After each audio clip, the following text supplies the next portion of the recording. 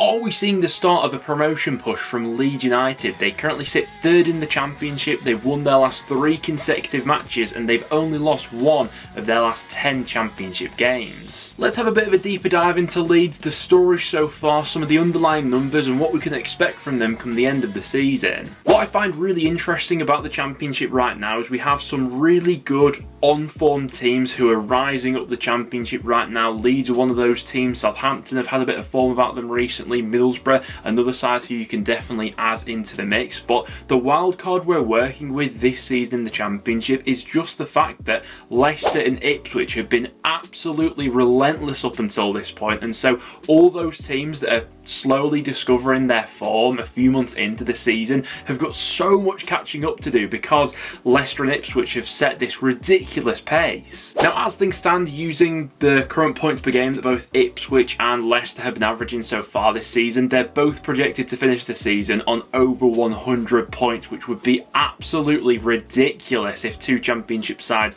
were to manage that in the same season. Obviously, Burnley finished with 101 points last season, but as things stand, both Leicester and Ipswich are projected to go far past that. That then leaves a side like Leeds looking to do that catch-up, but realistically hoping that one of those sides does make a slip-up later in the season. Having a little bit of a deeper dive into some of the numbers and the general points that it will take to get you automatic promotion, using the last 9 Championship seasons as the data pool for this. On average, the Champions has tended to finish with 95 points using the last 9 seasons as data, whereas second place in the Championship has finished with an average of 89 points. Obviously very high figures there, but definitely achievable if you slowly grow into this season and start to discover some momentum in the second half of the year. But the juggernauts we're working with at the top of the Championship right now have just set this unrelenting pace. And it's almost like the Premier League a few years ago when it was Man City and Liverpool going head to head against each other, where it was just unrelenting week in, week out. Each side would lose and even a draw would feel like a loss. Now, as the Championship is as unpredictable as it tends to be, I can't see Leicester and Ipswich maintaining this godly form for the entirety of the season. That would just be too bonkers, and the Championship's far more unpredictable than that. But how much will each of those sides to drop off to potentially let Leeds into the party? Well, as things stand, Leeds are currently averaging 1.83 points per game, which if projected over an entire season would see them finishing the campaign on 84 points, which would definitely get them in the usual season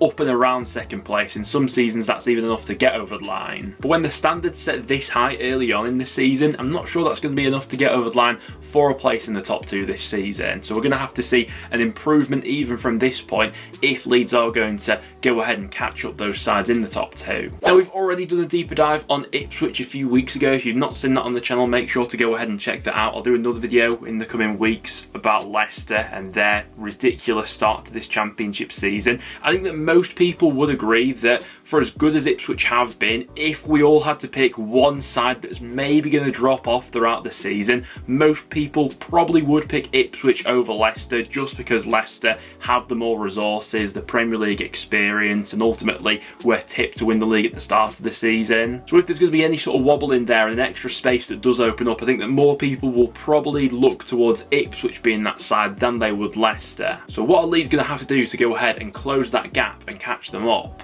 So for me personally, coming into this season, one of the biggest factors which was going to make Leeds a success or failure was going to be their defensive record. I think with the talent they had in the final third, they were always going to score goals this season, but one of the biggest problems facing Farke coming into this year was whether or not he could sort out that defensive record. It was an absolute shambles in the Premier League last season, as it was with Southampton and Leicester, and it was ultimately one of the main factors why Leeds were relegated. And credit to Farke, it's one of the first issues which he has gone ahead and ironed out. And I think that's a real mix of recruitment, but also working with the established stars that were already in that side. I think adding a little bit more structure to their midfield has been absolutely paramount in doing this. Ethan Ampadu, for example, who's been an absolute class above in that Leeds United midfield, really good. Like the dynamic between him and Archie Gray, but Ampadu especially has really caught my eye in that Leeds squad, and someone who I don't think they can afford him to pick up, a serious injury or a knock or anything like that, because I think he's absolutely integral to that defensive record record, and he sweeps up so much in that midfield. But defensively, there have been some really impressive underlying numbers from this Leeds squad so far this season. Shots on target against, they've only faced 34 in the Championship up until this point, which is the fewest of any Championship side, which is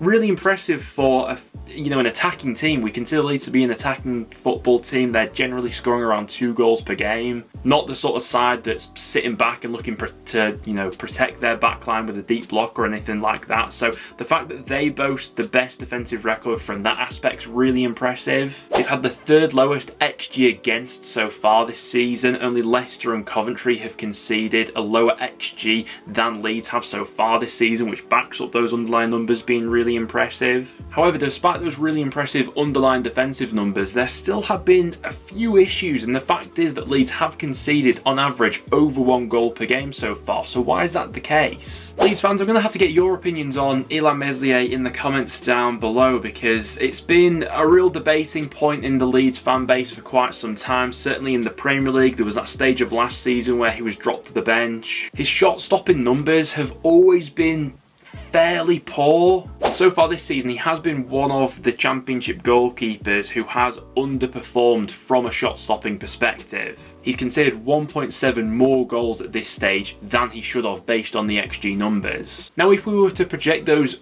underlying numbers over an entire season in terms of how many goals Meslier should have prevented up until this point that he's not managed to, that would count for an extra 7 goals conceded come the end of the season, which is pretty hefty for a side in a promotion battle where the slimmest of margins can absolutely make all the difference. Now, Meslier does have his redeeming factors, and I can see why a few managers have liked him so far. But from a shot-stopping perspective, sometimes on the eye test with high balls coming into the box as well, is that potentially an area of vulnerability where Leeds can still look to improve? Obviously, in the summer, they brought in Carl Darlow. I was of the opinion that Darlow would probably go in there and become their number 1. Meslier maybe sit out for the start of the season, look to work his way back into that side, but that's not really happened so far. Darlow obviously a much more experienced goalkeeper, and I do think a better shot stopper. He prevented more goals than he was at fault for last season based on the XG numbers. But I certainly don't think it'll be the case where, the simple fix is to just drop Meslier for Darlow and that'll be all Leeds' problem solved. But it's certainly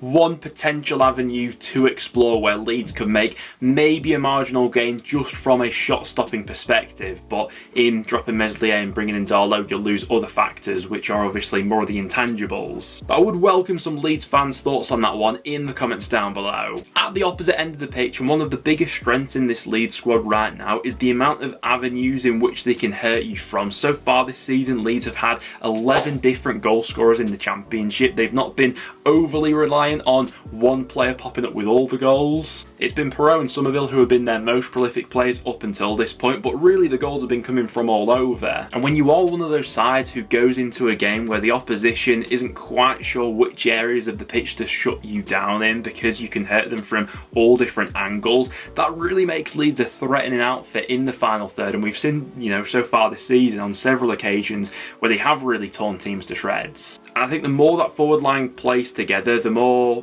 chemistry they build up between each other, the more goals we're going to see them score. One of the biggest reasons why I think Leeds will hang in there in the promotion race this season, and I actually think they'll continue to get better as the season goes on, is because it is Daniel Farke we're talking about. He is an absolute mastermind at this level. 2 previous promotions from the Championship, both with Norwich, and interestingly enough, looking at those 2 promotion seasons with Norwich had a very similar amount of points at this stage of the season that Leeds do at this point in time. As things stand, Leeds are currently on 22 points after their first 12 matches. The first team that Farke got promoted were on 18 points at this stage, and the second team he got promoted were on 24 points at this stage. So Leeds right now bang in the middle of those 2 sides, which is interesting. Farke's sides tend to pick up momentum as the season goes on as well. When he's got that complete buy-in from the squad, they all know their positions and places, and I definitely could see that being the case with Leeds this season. So what's the fixture list saying for Leeds? Well, I think their next 2 games are really quite winnable, away at Stoke and then at home against Huddersfield. Typical of the Championship if Leeds were to lose their next 2 matches after I've just done this video, but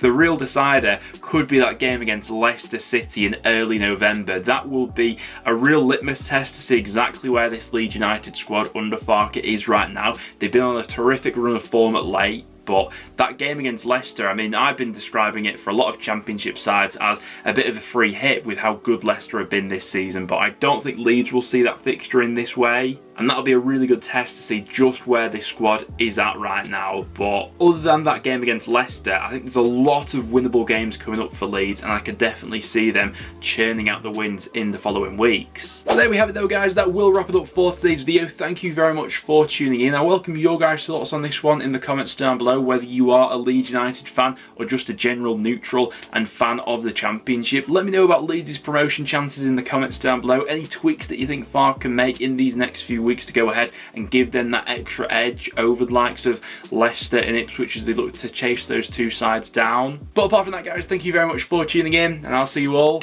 in the next one.